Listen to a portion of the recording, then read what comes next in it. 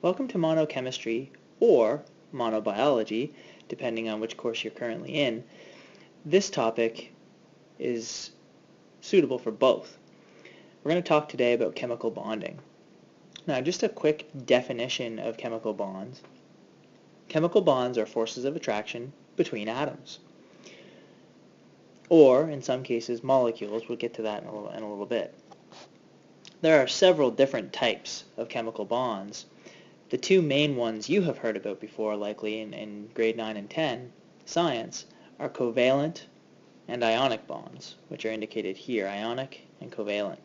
But there are many more types of bonds that exist.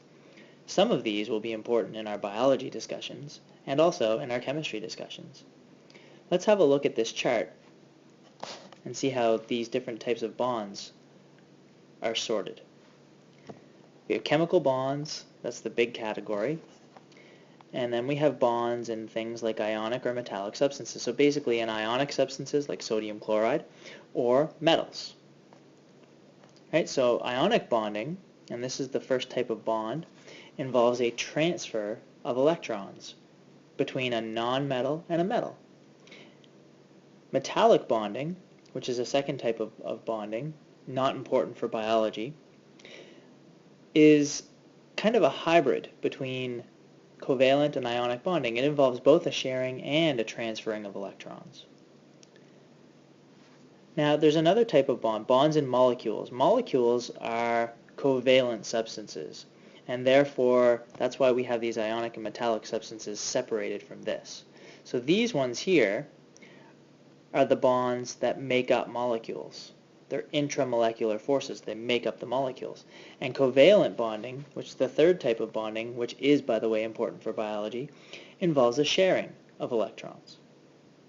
Now, beyond that, there are also intermolecular forces, which are bonds between molecules. So if you have more than one molecule attracted to each other, then you have these intermolecular forces. And there's three types of those. There's hydrogen bonds, dipole-dipole, and London dispersion forces. We will discuss hydrogen bonding later in this chapter, or later in this lesson. Dipole-dipole and London dispersion will be discussed at a different time. Let's move on. This is a picture of a water molecule. In fact, it's 5 water molecules. 1, 2, 3, 4, 5.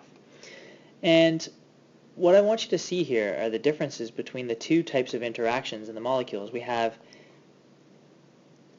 both inter and intramolecular forces happening here.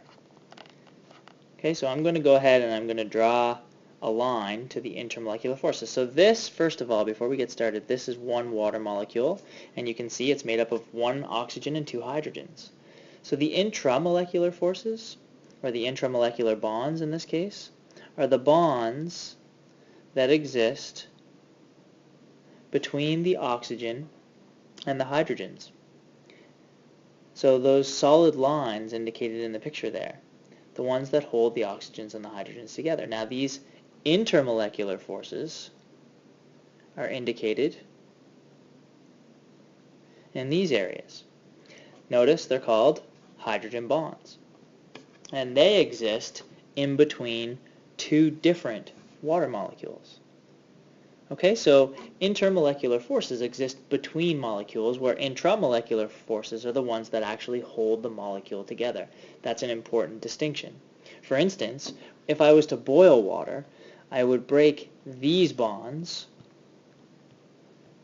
but I would not break the intramolecular bonds. In other words, water would stay water. It would just separate from one another. When you boil a liquid, the particles separate from one another. Let's now take a look at the 2 major types of bonding for biology and for chemistry, and those are ionic and covalent bonding. Let's take a look at those 2 in more depth before we come back to intramolecular forces. Okay, in this picture, it's meant to represent a type of bonding, ionic bonding. Now, this is a representation of an ionic bond between fluorine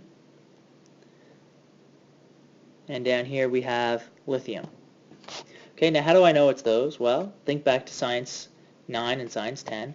I have 9 protons. 9 protons equals fluorine. 3 protons equals lithium. That's how I know. And you can use your periodic tables to look those up. You don't have to memorize that. You can look them up on the periodic table. Now, originally, fluorine would have also had 9 electrons, and lithium would have had 3 electrons. Now, neither one of these guys would have been very happy with the number of electrons that they had. They much prefer to have full valence shells. Now, if you look at these diagrams here, the valence shells are the ones indicated by the arrows. Those are valence shells, which also mean outer shells. And notice that there are 2 in the first, 1, 2, and 8 can fit in the second. You can go ahead and count them. So lithium now has a full and outer energy shell with 2 electrons, but that's what these are. These little circles here are electrons. And fluorine now has 8 in its valence shell, making them both happy. Now, how did that happen? Well, one of the electrons from here moved up to here, giving fluorine, if you count in this picture right here, a total of 10, and lithium a total of 2.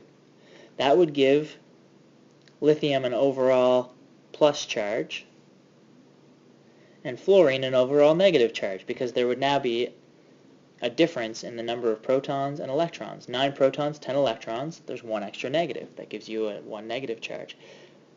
3 protons and 2 electrons gives you a 1 positive charge. So now we have an attraction between these two things, and that's what forms the ionic bond. That transfer of electrons creating the difference in charge brings them together in an attractive force. Let's move on to covalent bonding now. Covalent bonds, like in the picture here, involve a sharing of electrons. Now, there's not really a big difference between the reason why they do this. The reason why they do this is the same as the ionic ones.